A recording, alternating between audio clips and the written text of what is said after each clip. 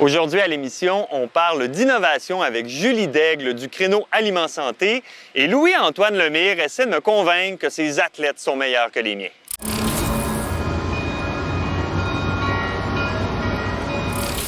Julie Daigle, bonjour. Bonjour. Merci d'avoir accepté l'invitation. Merci de m'avoir invité. C'est la moindre des choses. Donc, vous êtes directrice générale du créneau Aliments Santé. Oui. Vous êtes également directrice générale, si je ne me trompe pas, de l'incubateur alimentaire Mycelium, qui est situé au Grand Marché, juste en arrière de vous. Effectivement. On va essayer de comprendre un peu plus c'est quoi le créneau Aliments Santé puis son importance en matière d'innovation dans l'agroalimentaire à Québec. Mais je disais quelque chose de curieux dans votre CV. Vous avez étudié en Thaïlande. Oui. Fait que là, vous êtes parti comme ça, boum, moi je m'en vais étudier en Thaïlande. Comme ça. Ben, pour faire une mini-histoire, là, j'ai étudié à l'Université de Victoria. Oui. Et puis, je voulais devenir océanographe. J'étais en biologie marine. Et puis, l'aquaculture, pour moi, c'était l'avenir pour les pêches. Et donc, la Thaïlande est un producteur aquacole mondial. Et je suis allée là-bas pour voir que les techniques, l'industrie en Thaïlande. OK. C'est une belle expérience, j'imagine. Oui. Vraiment. OK. Donc, on revient un petit peu à Québec. Donc, je le disais, hein, vous êtes directrice générale du créneau Aliments Santé. J'aimerais ça qu'on divise ce mot-là ou cette expression-là en deux. D'une part, créneau, d'autre part, Aliments Santé. Puis surtout, qu'est-ce que ça fait? Bien, écoutez, les créneaux d'excellence, c'est des initiatives du ministère de l'Économie et de l'Innovation. Okay. Donc, il y a des secteurs de force que le ministère a identifiés partout au Québec dans les régions. Oui. Fait qu'on a le Québec maritime, la biotech marine là-bas, les pêches, on a l'acier, les produits, les produits de toutes sortes, en tout cas. Okay? Peu importe. Là. Oui, c'est ça. Et puis, Québec a été identifié pour les aliments santé à cause particulièrement de l'innovation qu'on a ici à Québec en alimentaire. OK. Quand on dit aliments santé, qu'est-ce qu'on veut dire exactement? Alors, nous, ce qu'on fait, c'est qu'on appuie les entreprises qui veulent commercialiser, développer des nouveaux produits innovants, des produits à valeur ajoutée, des produits santé. Alors, on les aide pour améliorer l'offre alimentaire aux consommateurs. Ça fait que ça veut pas dire qu'il faut nécessairement avoir des produits hyper santé. On a comme membres, parce qu'on a un membership, on a des adhésions, on a des entreprises comme, par exemple, Chocolat Favori. Alors, leur but, c'est d'offrir les meilleurs ingrédients qui sont dans leurs produits. On a des entreprises comme le groupe Leclerc, les biscuits Leclerc aussi. Leur désir, c'est d'offrir des meilleurs produits avec des meilleurs ingrédients. J'entendais beaucoup parler à travers tout ça d'une part d'économie circulaire, de notion de coproduit. Oui. C'est quoi que ça veut dire? Bien, l'objectif, c'est d'appuyer les entreprises pour augmenter leur rentabilité. Alors, leur rentabilité dans leur production. Avec la pandémie, ça a été difficile. Et puis, ce qu'on veut faire, c'est assurer que tous les produits sont utilisés. Puis, il y a des trésors dans les coproduits. Les coproduits, c'est des résidus de transformation. C'est des produits qui sont pas utilisés habituellement. Normalement. C'est ça. Ça fait que ce qu'on veut faire, c'est trouver des nouvelles applications pour développer des produits alimentaires. Parce que souvent, ces produits-là sont utilisés pour l'alimentation animale. Alors, ce qu'on veut faire, nous, c'est utiliser des produits, des agents actifs, des aliments fonctionnels dans ces produits-là, puis les valoriser, puis faire des produits, des produits alimentaires ou des nutraceutiques, donc des produits à valeur ajoutée. Est-ce que vous pourriez me donner un exemple concret? Oui. J'en ai un. Vous connaissez peut-être, puis vos auditeurs aussi, les produits Gin Loop qu'on trouve en SAQ. Oui. Alors, ce produit-là... Loop, d'ailleurs. Loop, qui utilise les produits, les fruits et légumes qui sont dits moches, déclassés pour faire des bons jus, des bons produits et autres. Alors, Loop c'est associé avec Crispy Kernels qui font font les chips Yum Yum.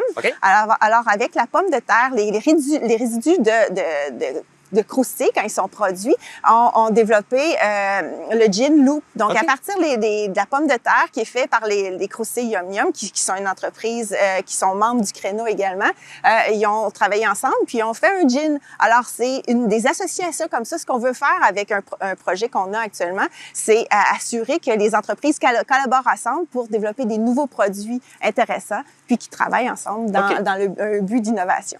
On le voit très bien, il y a des avantages à la fois économiques pour l'entreprise parce que bon, ces résidus-là ne servent à rien, c'est de la perte sèche en fait, et là, subitement, ça devient utilisé pour créer autre chose. Il y a également des avantages environnementaux parce qu'on évite le gaspillage et la surproduction.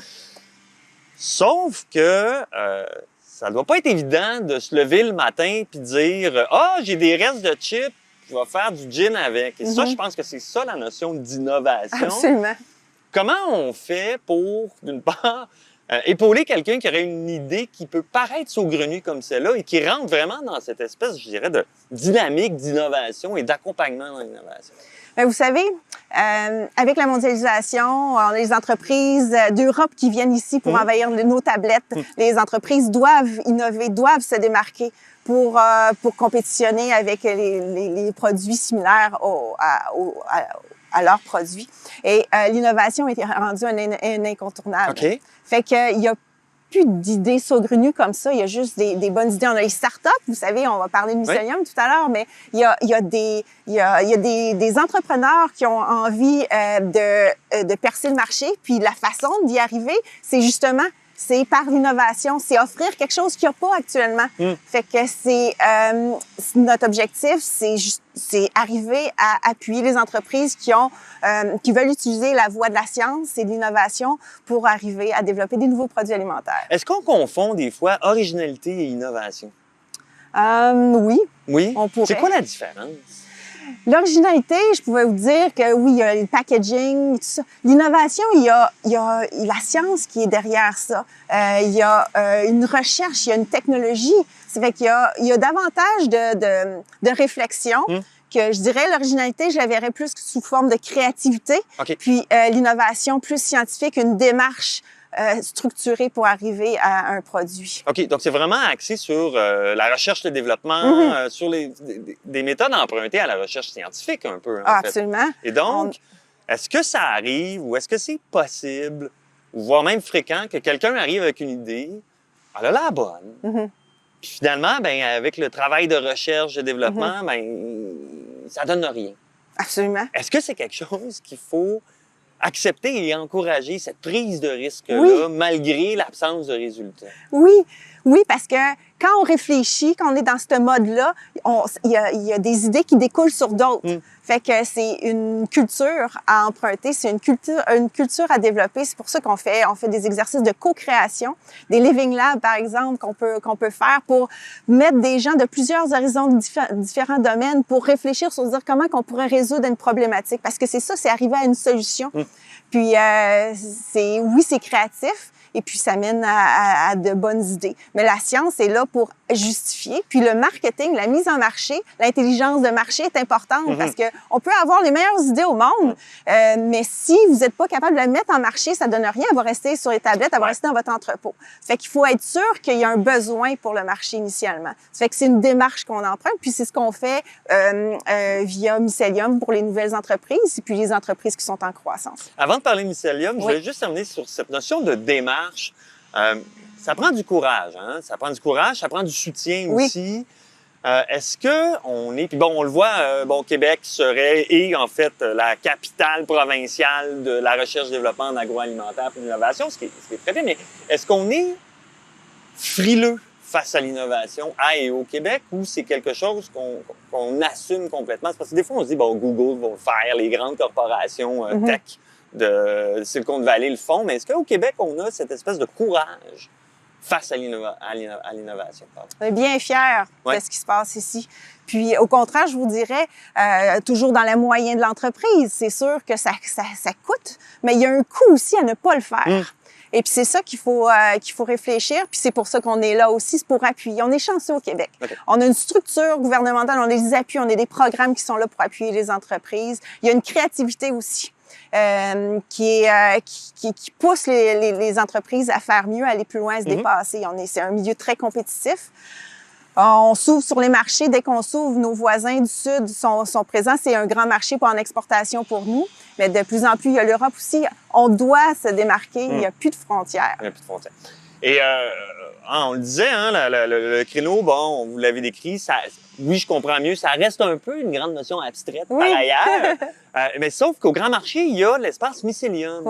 qui est un incubateur qui, lui, est très, très concret. Et vous en êtes la directrice générale, comme je le disais. Qu'est-ce qu'on fait dans cet espace-là, Mycélium au Grand Marché? Bien, vous l'avez mentionné, c'est difficile d'être un entrepreneur, se lancer en affaires, mais aussi innover. Ouais. Fait que nous, on est là pour appuyer la démarche. Ça fait que l'entrepreneur qui a une bonne idée vient nous rencontrer et puis on arrive à le structurer dans un an. On va lui donner la formation et de l'accompagnement personnalisé pour arriver à un an plus tard à avoir un produit puis pouvoir qu'il soit mis en marché. Fait que ça, c'est pour les startups. Ça fait que c'est un programme environ de 100 heures de formation. Il y a 20 heures d'accompagnement. Il y a une cuisine qui est avec un appui technique pour développer les produits. Fait qu'on a tout un écosystème qui est là pour pousser l'entrepreneur puis aider les entreprises à développer des produits innovants, santé puis à valeur ajoutée. Et puis, on a aussi des programmes comme le programme Croissance qui appuie les PME qui n'ont pas nécessairement l'équipe en place pour développer des nouveaux produits, mais on est là aussi pour les appuyer dans l'étape où est-ce qu'ils sont rendus par de l'accompagnement spécialisé. Okay. Puis comment ça marche, là? On jase, scénario, je suis un entrepreneur ou je suis un futur entrepreneur. Je me suis réveillé ce matin, j'ai une très, très bonne idée. Je vous appelle. On s'en parle après. Madame Degg, j'ai vraiment une bonne idée. Ouais. C'est comme ça que ça marche? Ça marche comme ça. OK. Ça marche comme ça ou ça peut être, j'ai mon plan d'affaires déjà, maintenant je suis rendue à une certaine étape, je suis prêt à développer les produits, aller voir des distributeurs, je suis rendue, ça fait que peu importe où est-ce que vous êtes rendu, on peut vous aider. OK. Et je t'amène là-dessus un exemple concret de ce qui sort de l'espace Mycélium? Des gaufres, vous connaissez probablement les Snoro. Oui. Les Snoro qui font des gaufres avec des petits fruits, donc pour donner une alternative santé, saine pour les déjeuners.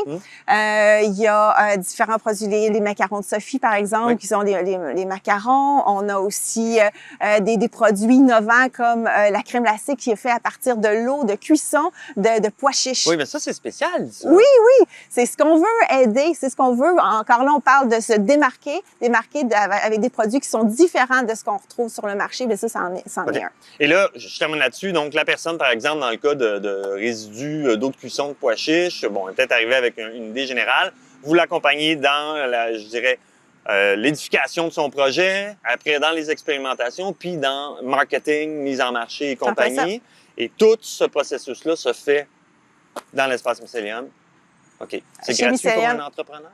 Non, il y a un coût à ça. Okay. Il y a un coût, mais on a la chance d'être appuyé par le MEI, donc le ministère de l'Économie et de l'Innovation, par la Ville de Québec, par le MAPAC, par les incubés aussi qui se trouvent à être à offrir une contribution là, pour leur formation. Alors, pour la première partie, c'est 3 500 $. Ça inclut le 100 heures de formation, 20 heures d'accompagnement. Puis après ça, il y a une étape 2, puis une étape 3 selon le cheminement. OK. Ça ressemble à des frais de scolarité, c'est pas super. Oui. Julie Daigle, un grand merci. Merci de m'avoir invité, ça m'a fait plaisir. Des choses, merci. Merci. Au revoir.